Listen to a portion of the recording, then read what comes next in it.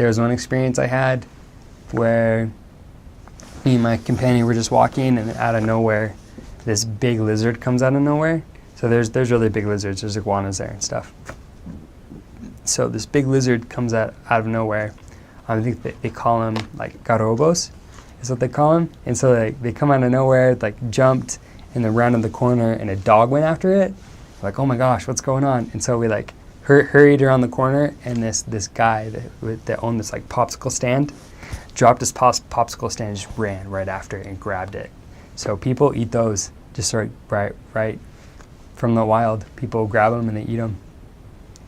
It's pretty intense. Yeah, they eat lizard. So the weirdest thing I've probably eaten there, maybe chicken feet.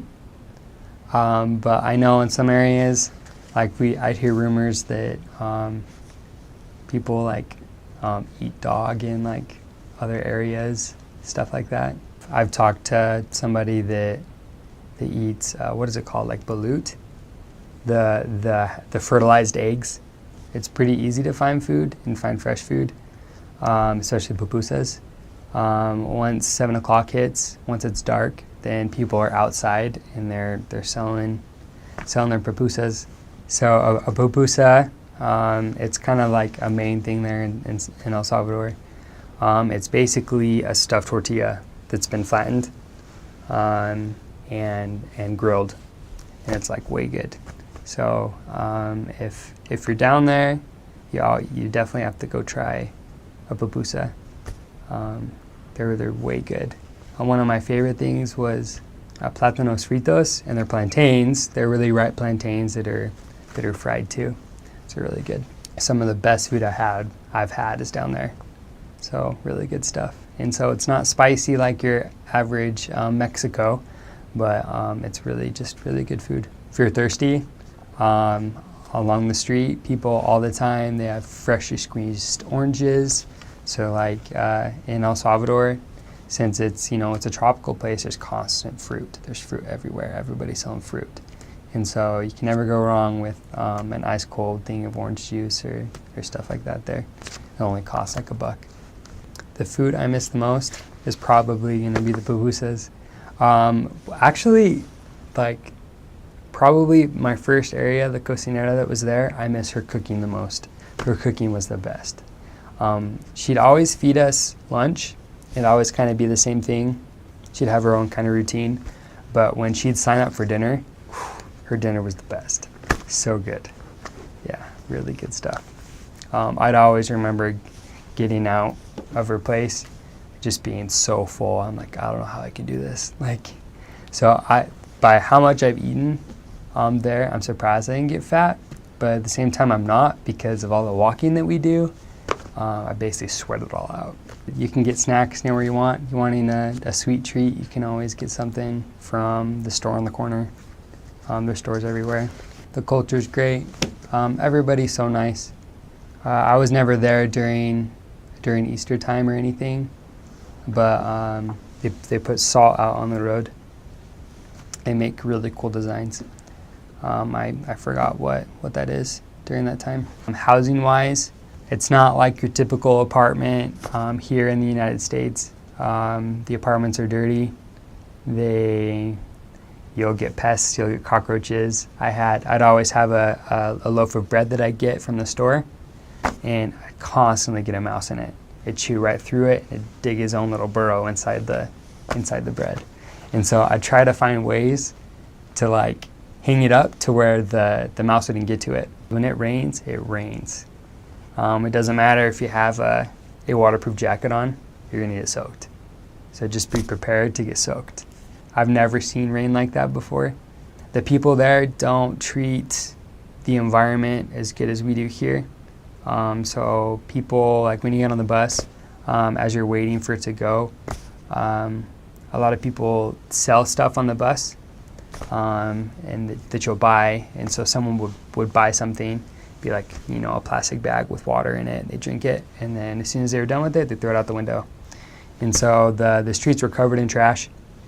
And there'd always be canals, little ditches where the water would go when the rain would fall. But with all the trash, all of the canals would get clogged up, And so with them all getting clogged up, the roads became like rivers. And so when it rained, nobody's on the street. Everybody would stay inside until it lit up, until it let up. And lightning, pretty scary.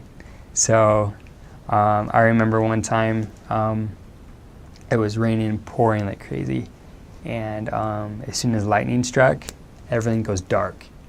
And so it's not like your typical lightning storm here, you know, when the power goes out, like you can still kind of see stuff outside a little bit. But there, like outside, once everything goes dark, it's impossible to see. And so you gotta have a flashlight with you too. And so walking home was kind of treacherous because we were on a big hill. And so like I said, when the rain comes down, the roads are like rivers. And so you gotta be prepared. Your shoes will get wet. You'll get soaked. My whole bottom half was soaked. Luckily I had, you know, a rain jacket, but that only gives you some sort of protection. But just be prepared weather-wise. Showering, rarely do you get heated water. And in the area that I was at, so they actually shut off the water at a certain time throughout the whole city. So the water gets shut off during the nighttime. And so after like 9 o'clock, the water would be shut off. And so luckily, in each house, usually there's a big space where, like cemented in area where you just fill it all the way up with water. And so when I'd go home and I'd be, you know, drenched in sweat and I'd feel super icky, I'd take a bucket of water and I'd go to the shower and I'd just dump the bucket of water on me and I'd wash myself off. That's how I do it. Drinking the water there, don't drink the water. We would have a water truck which would have purified water that would come on a weekly basis to drop off big jugs of water that we'd use to drink. I'd always try to freeze my water bottles the best I could because by 10 o'clock they'd already be completely unthawed. The bus is only like 25 cents. So the crime there, so you got two main gangs there. It's like MS-13 and it was like something 18. Each gang has their own area and they run the place. So if you moved from one area where a gang is into another area where it's a different gang, like they can come up and they can kill you. So it's pretty intense how bad the gangs are there. Me personally, I didn't have a problem. There was one time when we were on the street and this cop came up to us and was like, "Hey, what are you doing?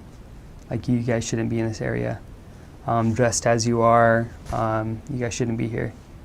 And we tell him like we go here all the time and like we don't see too much, but he'd just always be there to warn us. So I'd get a whole bunch of warnings, but I never really saw anything. Thankfully, I haven't experienced anything super bad there, other than a drunk guy coming up and grabbing your tie and then shouting like nonsense to you. Other than that, I haven't had any problems. But then again, you got to be careful. There'd be places where that would be marked red on our map of our area, so we couldn't go to. So it was marked red, so that was a no-go zone. You need to avoid those places because those are places where if a gang member gets in trouble, he'll run there. That's like a gang regroup area kind of thing. So the dogs in El Salvador, there's a lot of stray dogs in El Salvador. So when you're down there, you got to be careful. Like legit, you got to be careful. There's no pound or whatever in El Salvador, so there's a lot of stray dogs. And so the dogs are trained in a way that they know when you're going to throw a rock at them. And so when they're getting mad and they're growling at you, or they're in a place where you know that they're going to try and attack, if you bend down to pick up a rock, they'll already go the other way. So it's just kind of second nature to them to know when someone's going to throw something at them. And so I think there's only been a couple situations where I've had some dog encounters which would have been pretty nasty. But like just one night coming down the road, it was pretty dark. Just out of nowhere, just from underneath the fence, a dog comes up and just almost attacks. I was never bit or anything, but there's been a lot of close encounters with stray dogs. So just be careful with those. The transportation depends where you're at. If you're in the city, your transportation is buses, and you just have to figure out all those routes. But if you spend a lot of time in Santa Ana, you'll figure out the routes pretty nicely. Outside of the city, they use what's called Moto Taxis.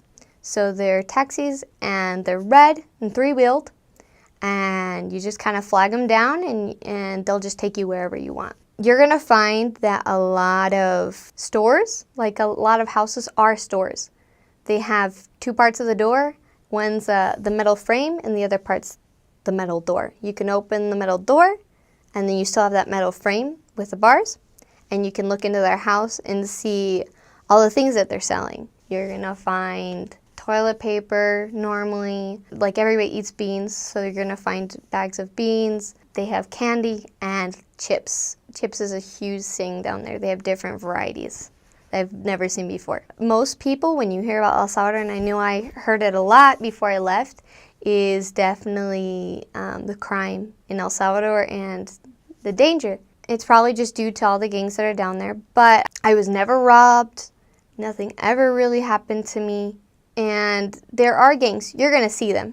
They'll be there, but they don't really touch missionaries. We have certain areas we can't go at night. In certain areas, there's parts that we can't knock on doors. It's more dangerous for young men than it is for women, and that's due to the gangs. And so people that aren't missionaries, if there's a young man that crosses into another territory and that gang that's in that territory does not know them, they'll assume that they're from a rival gang. And so that's when there's problems. And so it's very common that young men are not allowed to cross from one territory to another if they are not known. They normally know that and they abide by that. The weather is really, really, really hot. And then it gets to rainy season. It's really rainy. It rains, just pours, like tropical storms. That's just a typical. But if it doesn't rain enough, it's really hot still. The areas that are cold, Los Naranjos, which is really freezing, and Apaneca is really freezing. And then there's Huayua and Ataco, and that's cold, but it's not freezing. It gets really bad in November and December, which is when I was in Huayua. I had to pull out my leather jacket at night for those 2 months because it got pretty cold. Oh my goodness, I love Celerenian food. Their most common dish and what they're most known for is called pupusas. And pupusas is basically you take corn flour and you make a dough out of it and you put cheese in it. That's the basic pupusa. You put cheese in it and you put it on a pan. And if you want to mix it up, and there's lots and lots of kinds. You can put in beans. They put in something called, they do revueltas, and so that's beans with pig. They also do crazy ones where they'll put carrots in it. They'll put so there's a garlic one where they mix garlic with cheese. They will do jalapenos, they'll do shrimp. And so there's just this crazy variety of pupusas that are all so good. I love pupusas. So you're gonna find pupuserias where they make pupusas like on every corner. Everybody makes pupusas down there because it's how they make their living. And so like it doesn't matter where you are, you're gonna find a pupuseria and you're going to eat pupusas. There's no way you're going to get through without eating pupusas. And definitely if you're in the towns like I was, you're going to make pupusas at least a few times. They also have plato típico. So for breakfast, a typical meal that they would have for breakfast is beans, but it's liquefied with a cream. And it's a cream that's very difficult to find, but it's really good. And then they'll do fried plantains, kind of like bananas. And they'll do scrambled eggs. But it's not typical scrambled eggs. It's like with tomatoes and onions and all that stuff, all mixed around. And then if they want to get fancy, they'll do a type of cheese that's white. Then they will have it with tortillas. Their tortillas are really thick. They're probably about like that thick. And they're about this round. And so that's their tortillas. It's not typical. And if they're not eating it with tortillas, they'll eat it with rolls, basically. They call it pan francés. They're just really, really good rolls. So that's a typical breakfast, but it's so good. I love it. They also have street food. They do French fries. It's a really common thing down there. They do French fries, and they put cheese on it, and they put the ketchup on it, and mayonnaise, and you just eat it out of the bowl like that. They also do yuca, which is a type of root, and they'll fry that, and you put in it salsa with cabbage and cucumber and all that stuff shredded up. And then there's another one. It's really, really good. It's called Pastelitos. So it's just like they have some kind of dough. I believe it's corn dough. And they'll put meat in it, or they'll put potatoes in it. They'll roll it up in a ball, and they'll just fry it.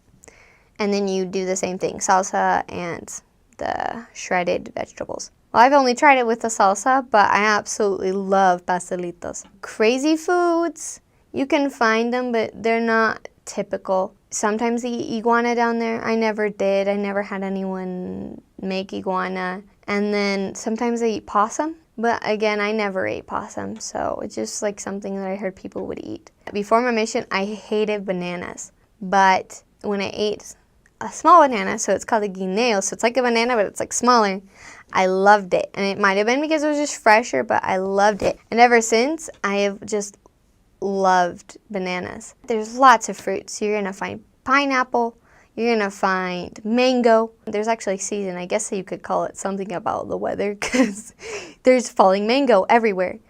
Every turn you're gonna make, unless you're in the city, there's a mango tree. And so when mango season hits, which is about May, believe it starts, and they eat most of these things, they'll eat it green or they'll eat it ripe. Or the in-between. They will just eat fruit, however it is. But you'll have mango trees that just fall, and you'll actually walk past them. They're just fermenting in the street. Like, it's just ridiculous how many mangoes there are. And then you're going to have a lot of crazy fruit that you've probably never ever seen in your life. There's zapote, there's guindas, maracuyá, marañón. Marañón is the fruit that comes from a cashew tree. So you have the fruit, and then you have the cashew, so there's actually a fruit that they eat. Although not everybody really likes the fruit. I do. You're gonna find star fruit down there as well. It's just a plethora of fruit, and it's amazing. So there's some really interesting things about holidays, about the culture, it's kind of fun. It's interesting. Christmas is fireworks. So they will light fireworks for Christmas, and it's like New Year's. They do have like some kind of like Christmas traditions. That's when the Catholic Church is really doing their parades, Day of the Dead. And that's a big thing down in El Salvador, and it's not really what you would imagine, like what you kind of hear about in Mexico. So what they do is that they go to their cemeteries, and they put tons and tons and tons of flowers. They're normally plastic flowers, actually. Or they're paper flowers that have been dipped in wax, so they'll last a long time. And they just cover the whole tomb in these flowers and decorate it. And they just spend the whole day there.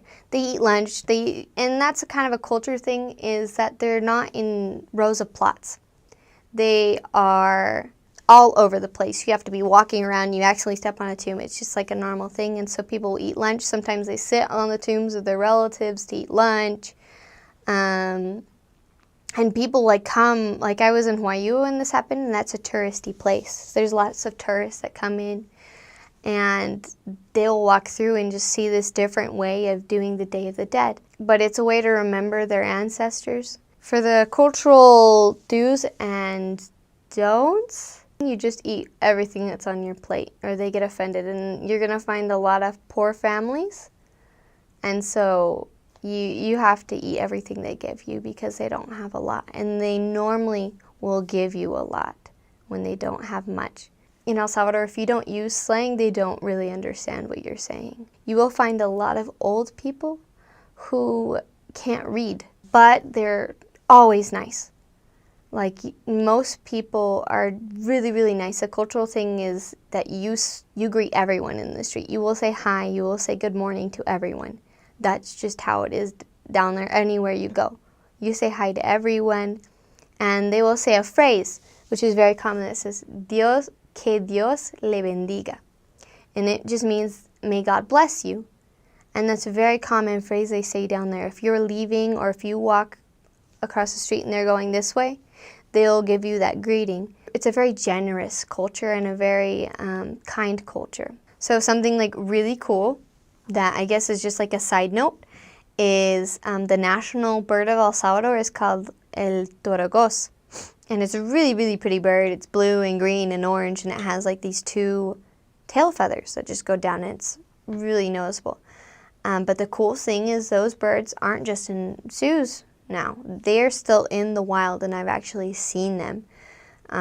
Not really up close, except for one that someone cut off their tail feathers, which is really sad. There are so many birds, and there's obnoxious loud birds, and certain seasons there's locusts, and they're giant. They're like this big. They don't do anything, but they do hop up sometimes and scare you.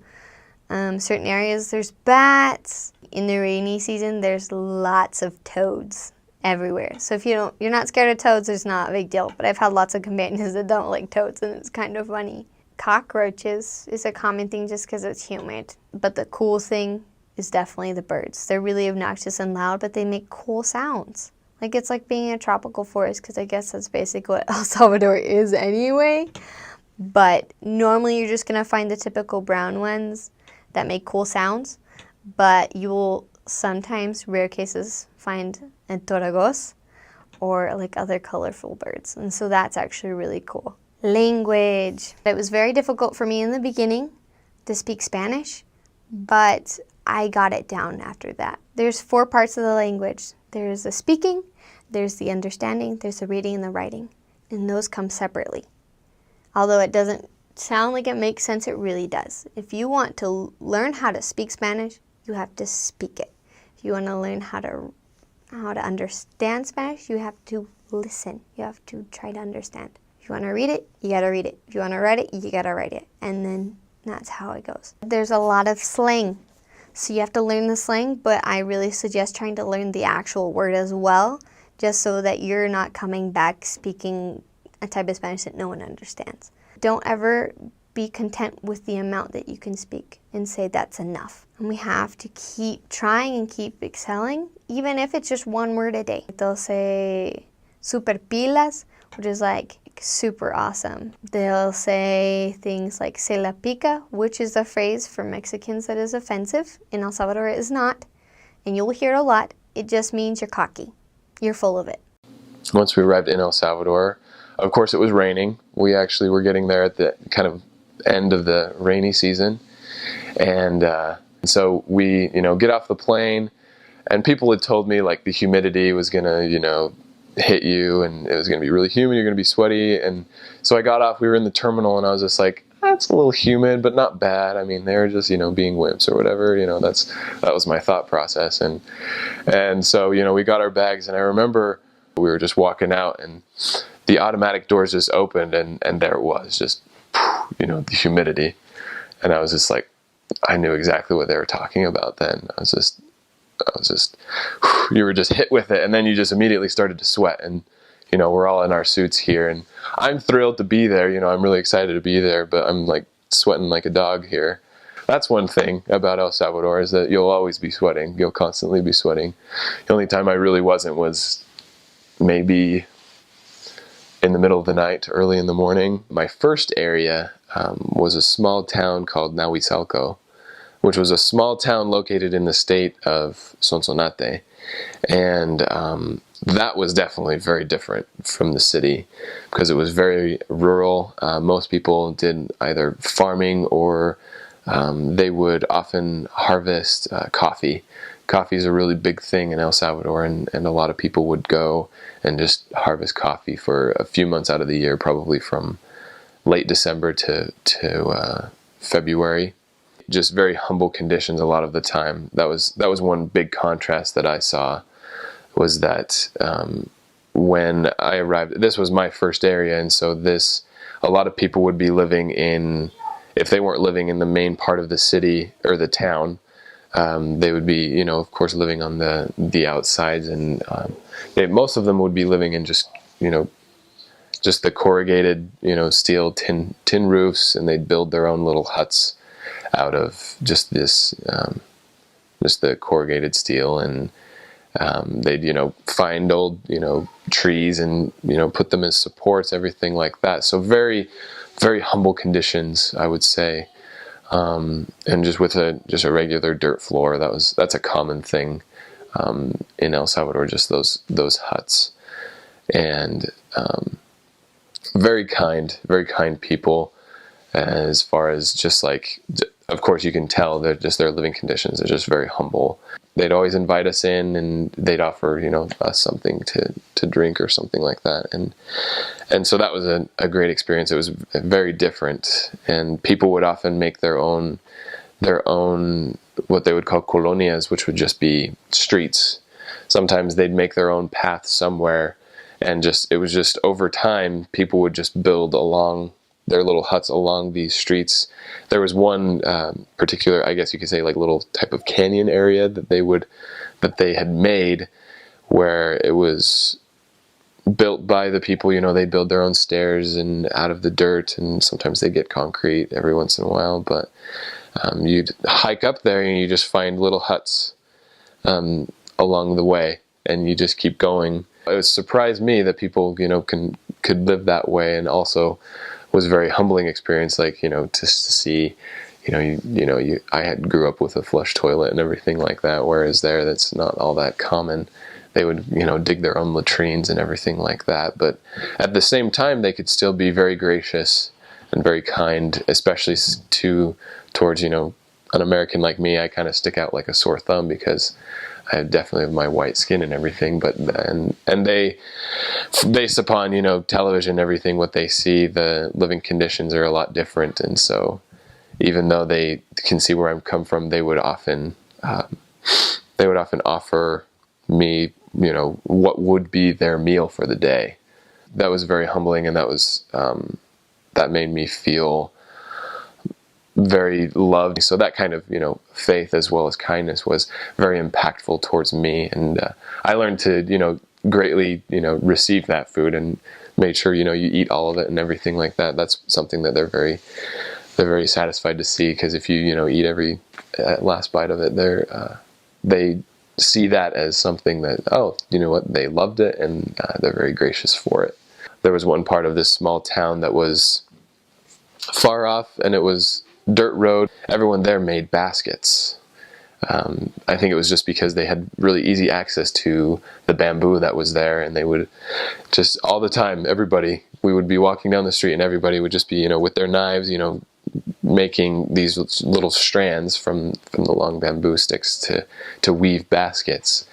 And they would get really quick at it. They'd just be really fast. That was something that's interesting, and as a lot of the times there, they would make their own merchandise to sell, because there really wasn't anything else, and so a lot of people would be doing that to sell in the larger cities or something like that. They would often travel to the larger cities to sell them, because it wasn't that common, because everyone there would be making these baskets to sell, and so they would have to spread out to go find people that would be willing to buy them. So, well, Santa Ana it's a fairly decent sized city. I mean, they didn't have any like skyscrapers or anything like that. It's just very large. And my first area was kind of just on the outskirts of the city, just a really big neighborhood built by the government. And it's really cheap housing for people, that live there. And it's really interesting because it's all built the same.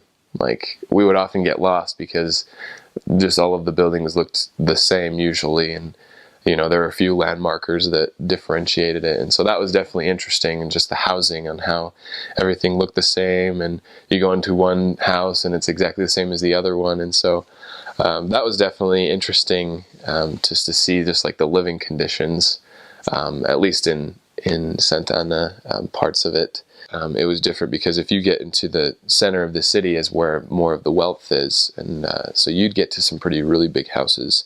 And when you got to those big houses, all of them had a really big wall around them.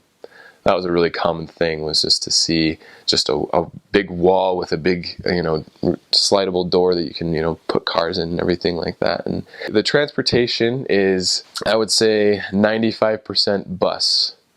Everyone got around using the bus system.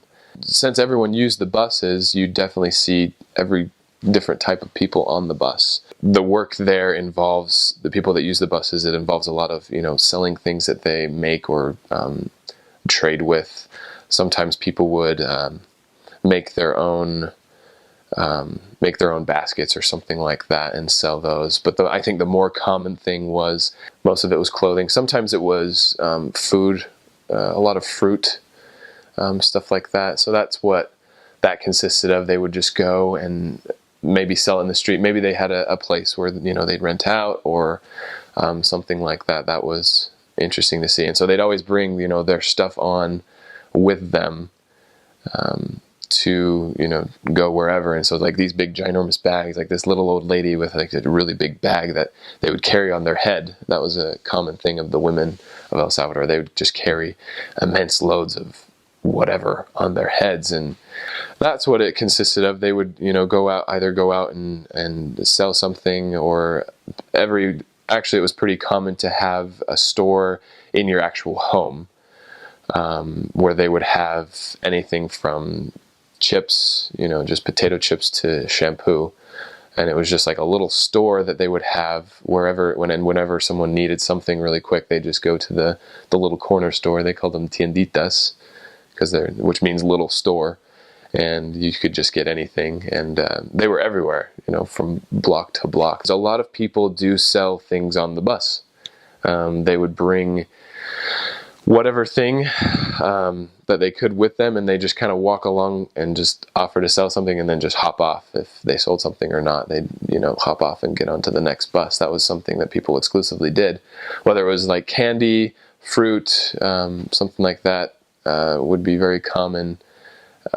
Some people, I remember once someone was selling one of those spirographs, where you draw and you can make cool pictures, and so just any sort of knick-knack or whatever you can think of, especially when the buses would drive through the actual market, and they had a big market set up where everyone would be selling everything, meats, fruits, things like that.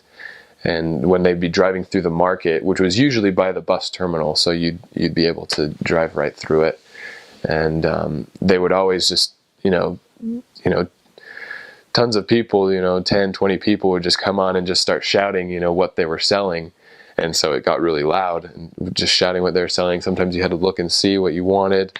Maybe sometimes, and they would, you just make that transaction and be on your way. And so that was definitely interesting to see, just like people selling all these things. And sometimes you didn't even need to get off the bus to go to the market because it would come to you. And so that was definitely fun to see. As far as their taste goes, the taste, they like sour, but they also like bitter tasting foods. And I say that because of the fruit sometimes, and especially mangoes. Mangoes are there's tons of mangoes there, and I can get to the mangoes, but usually they would get, when the mangoes are early in season, when they're still green, they're fairly small, and they're just green, and they'd pick these mangoes and slice them in half, remove the seed, and you just eat them. They'd eat them usually with salt or with this chile sauce, and maybe sometimes with lime. And when I first saw that, I was weirded out, because why would you want to eat, some green fruit that normally, when it's ripe, it tastes, really sweet and delicious.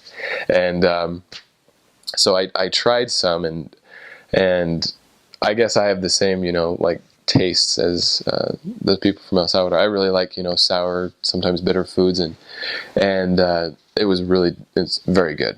Just this green mango, and you just eat it with salt or with just this chili sauce, and I would get that all the time because it tasted so good. Those were delicious. And talking about mangoes, they also were very delicious ripe, of course. And usually in El Salvador, being a Central America, a pretty tropical climate, there would be many different types of fruits. Some that I've heard of and some that I hadn't. And of course, the most common one would be mangoes. And the thing about the fruit trees there is that they just grow randomly. You throw a seed off on the side of the road, and a mango tree will grow. Which was very cool, because sometimes there'd be so many mangoes that they would fall from the trees and no one would pick them up because there'd be so many. They had different types. Some of them, they had some mangoes that were bigger, and the bigger ones, they were less sweet usually, and then they had smaller ones, which were maybe about this big, and and they were very sweet. And then there were some in between. So you could definitely, like, there was a different variety. I had no idea there were different types of mangoes. So that was definitely something that was cool, is that the different types of mangoes that you could eat and enjoy, like, lots of mangoes all the time. Sometimes you had to check for worms, like, you just bite in it and just see, like, maybe if there were worms, maybe if there weren't. Usually there weren't. Every once in a while you get lucky and have a worm. So some extra protein, I guess, and that was one big fruit. So about the food in El Salvador, it mainly consists of almost every meal of beans and rice, usually, and if not beans, or if not rice, then definitely beans. And so, get used to that. That's definitely like something that you will eat a lot of. And I didn't have any problem with beans and rice before, but it grew on me. It definitely did. I enjoyed it a lot. And the food there it's a little bit different. There are some dishes that are really common to El Salvador. I mentioned the pupusas, and that was one thing. Well, I guess I should probably first mention that the culture in El Salvador is, in contrast to our culture, we have breakfast and lunch, and usually dinner is I guess you could say, the big meal. I guess it's a little more, larger. Sometimes it's more fancy or something like that. Well, in El Salvador, the big thing is lunch.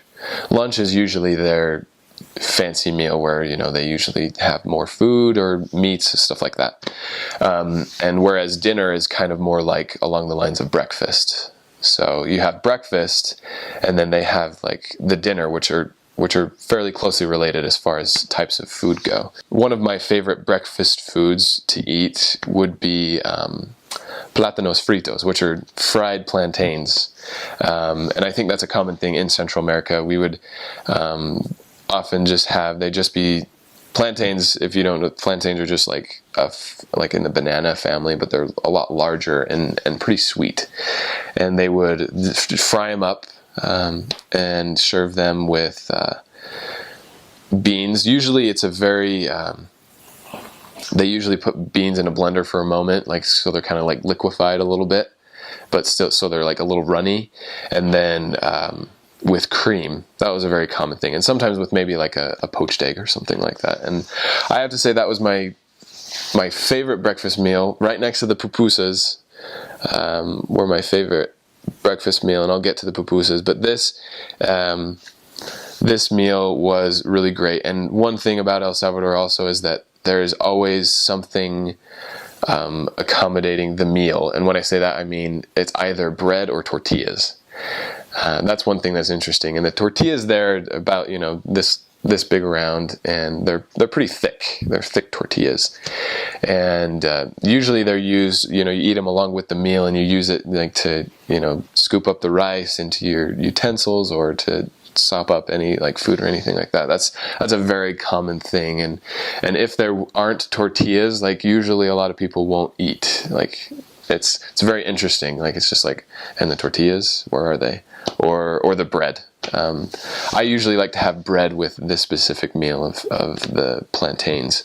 And so you'd have the bread in one hand, you'd have your fork in the other, and you'd use it to help scoop up beans or rice or whatever onto your fork, and then you'd sop up some of the beans and eat it. And that was my favorite. I loved that meal. I'd often have that for breakfast and for dinner. I thought that was great. And let's see, another meal well, I should definitely mention the pupusas, and that was very common. That was more common for breakfast and dinner. Usually lunch, a lot of the pupuserias is what they call them, the pupusa stores, they would close during lunchtime, because that was a weird thing to have pupusas at lunchtime, because it was seen as like a more casual type of meal. And they're basically these stuffed tortillas, filled with the beans and everything like that. I mentioned those. And you can put, my favorite, what they did, they mixed up this chicken, and they put, I don't know exactly what they put in there, but they put other types of vegetables maybe in there, and they'd stuff them and, make the pupusas, fry them up. You'd eat them with your hands, with your fingers, and you'd have to cover them with this salsa, and you just go at it with your fingers. And if you were to eat a pupusa with a fork and knife, everyone would look at you like you were crazy. And so that was interesting. That was fun. Just eating, these pupusas with your hands. A very common food is just chicken with beans and rice. That was very common, whether it be just fried or just cooked chicken just on the skillet or whatever. And I would eat chicken all the time, and tastes great. It really does. Like, I'm actually not that much of a picky eater, and so I would eat a lot of that. And I guess there was one time maybe when I got tired of, I was just like, oh, chicken again, but it was still delicious, and that was a good meal to eat. And one meal that I really didn't like, I'm not a picky eater. I mean, I guess I would eat it, but I didn't like it, was that they would have fried fish.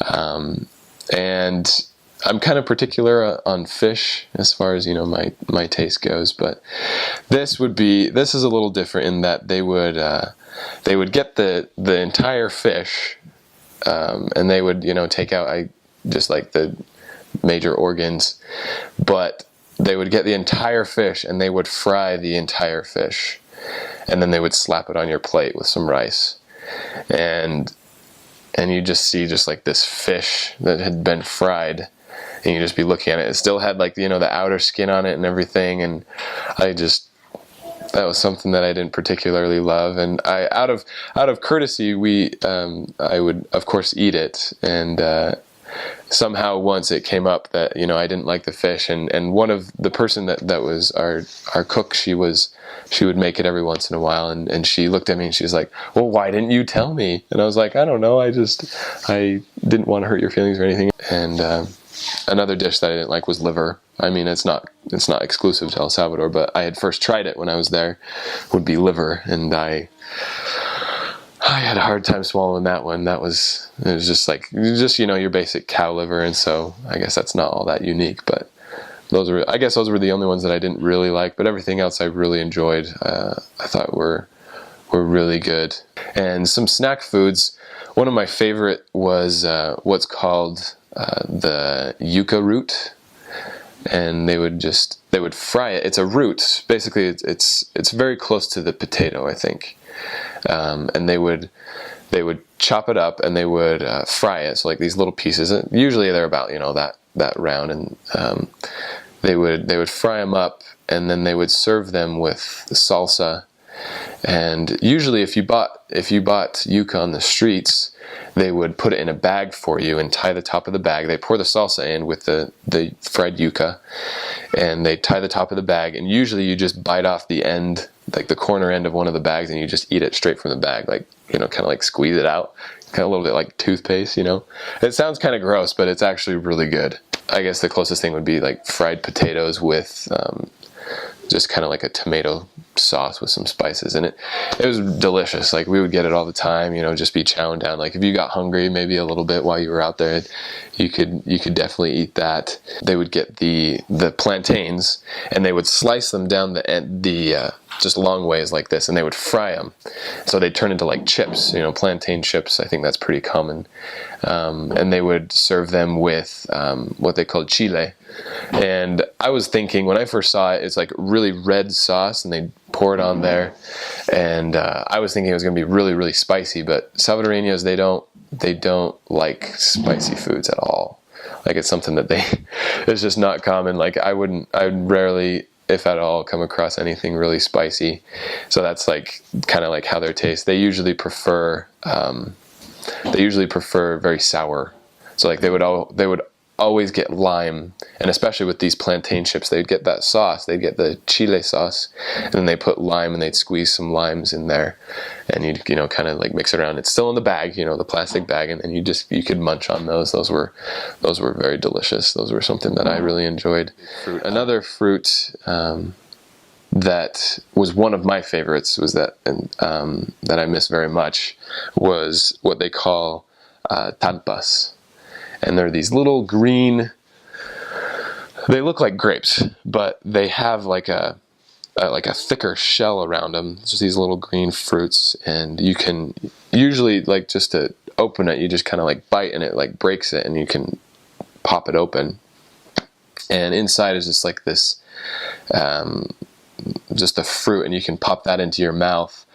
And you just kind of gnaw on it around like the seed. And so the seed's fairly big, and so you can just like kind of suck on it and everything like that and just spit out the seed. They were very sweet usually.